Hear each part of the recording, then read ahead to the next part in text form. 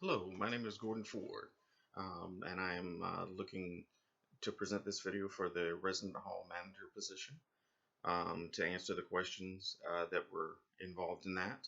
The first one was about training. I have been a part of several different teams training RAs, and the thing that I think is best used to train RAs is just present the basic things that they need to know to start out for opening, for RCRs, how to complete those, how to look for things in rooms, what type of common incidents will happen, uh, just things like that are basically in good scenarios are good for that. And I think in that training, you should also have some role playing to help them understand better how to communicate with people, how to talk with people. And I think that if you have those basics, then when they get in their halls or if they get in their communities, then they're going to see more and more incidents or maintenance incidents, which is also important to cover basic maintenance and things of that nature.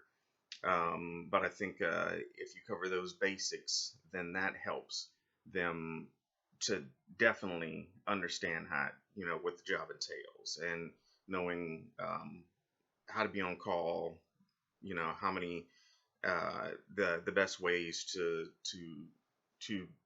to present themselves when they're on call.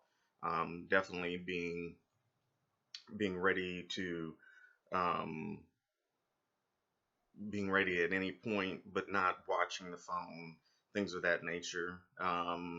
Things are gonna sometimes things are gonna happen quickly. Sometimes things are not gonna happen so quickly, and not being afraid to ask for help.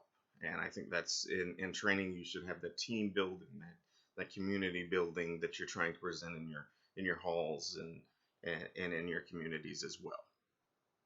The second part of the question was a scenario based question where uh, a few students were had some had some alcohol. They were underage, and maybe a couple of them were not residents or students of the school. But you definitely want to in those situations you want to. And I also believe there were illicit drugs that were in the scenario as well, and maybe some type of weapon that was there. You want to get over to your resident assistants that to not touch anything.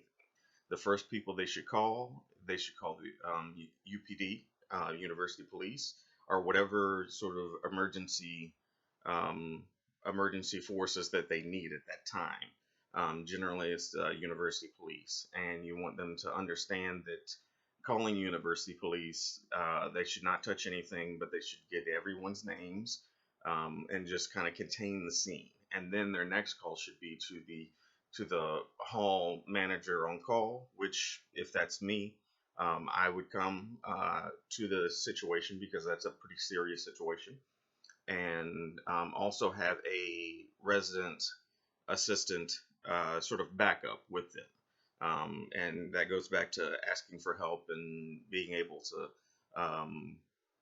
ask their other resident assistants for help because at some point they're going to need it as well.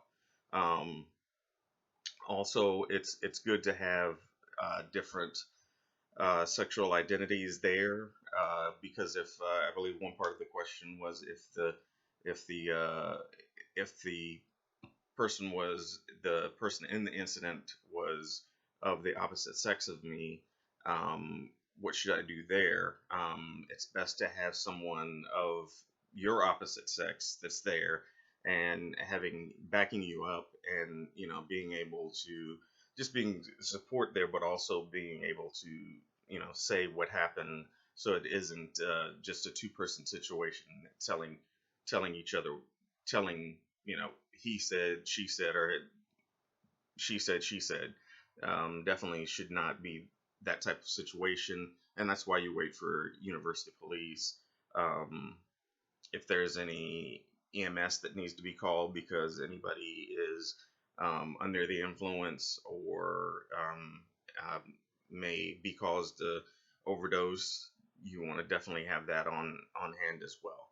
Um, just pretty much want to get everyone's name, and even if they're not a student there, even if they're not a student at the college or the or a resident of the hall, you definitely want to get their name so that when you do your incident report, you have the best reporting that's there, and you definitely right after that want to write up the incident report, and definitely want to make sure that that is as thorough as it can be. It doesn't have to be a book, but it does have to be very thorough and very detail oriented, and has to have who, what, why, when, and where.